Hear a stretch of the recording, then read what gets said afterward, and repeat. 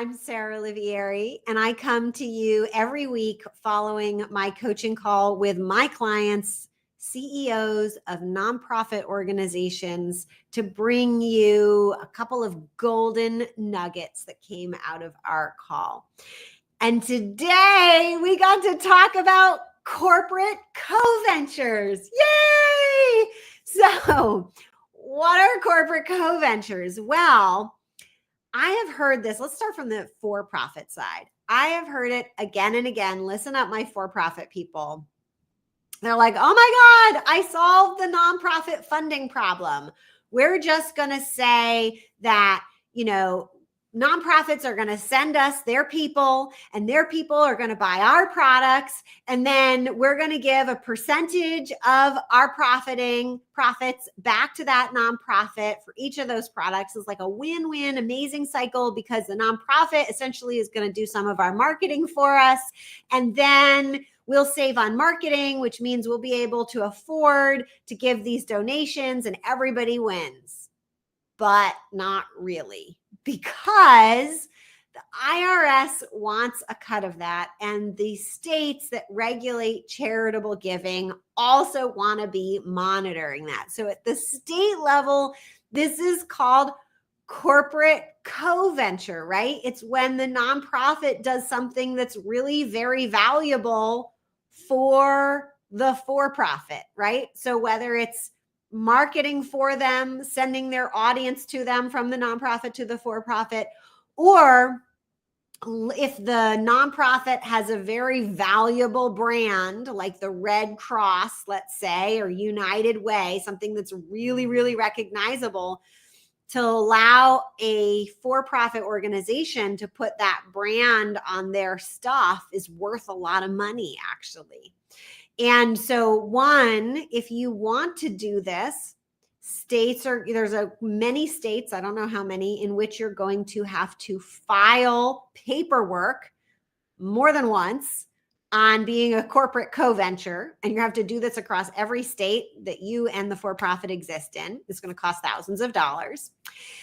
And two is you have to be very careful if the IRS decides excuse me, that the value of them, that like you're really marketing, let's say you're saying, go to this company. If the nonprofit's telling all of its constituents, go to this company and buy their thing, and then they're going to give us money, the IRS is going to decide, excuse me, I have a cold and I'm on day 5 of a 5-day fast, which has been interesting with a cold.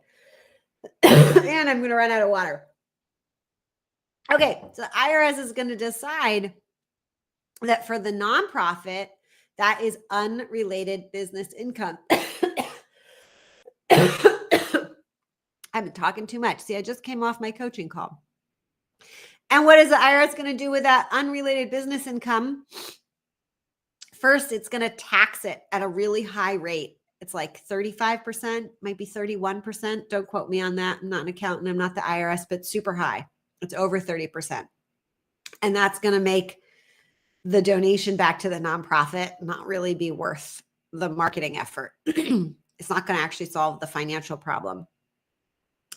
And also, if a nonprofit's unrelated business income gets too high related to its charitable related income, then the nonprofit could lose its 501c3 status altogether, right? So this is why you can't actually solve that problem, is because of our tax laws and our state charitable laws. The nonprofit industry, folks, is a highly regulated industry. So maybe you've heard one or two big horror stories about some nonprofit person getting too much money, but for the most part, this industry is locked down, tagged down, super monitored. They are watching that money. IRS is watching, the states are watching, and they're litigating and tracking and all that stuff. So tip number 1 is learn a little bit about corporate co-ventures, what they are, and the IRS tax code and law around unrelated business income. And when you're done with that, we can get to tip number 2, which is really about whenever you're evaluating a new project or a new anything, you have a new opportunity, right? So a client had a new opportunity. Somebody came offering them money in exchange for something. And that's where we started talking about the corporate co-venture. But then we found a way that this didn't have to be a corporate co-venture. And we started saying, well, should you do it for the money? If you're at a nonprofit, forget about the money for a moment, forget about the how we're going to do it, and say, is this really part of our mission? Is this really in alignment? Or are we going down mission creep city here? So first assess, is it in alignment with our mission? Then assess if it's a yes.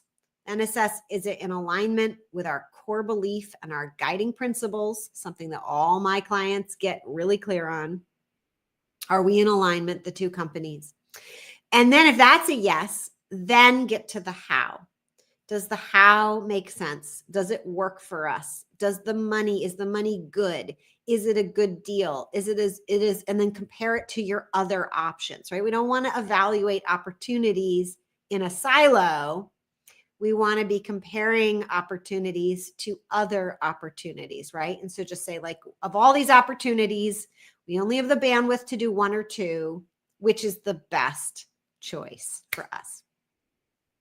Those are my tips for you today. If you want to be in the room if you're a nonprofit CEO, or maybe you're on the board or a leader and you want to be in the room, I highly invite you. I invite you to join the Thrive program.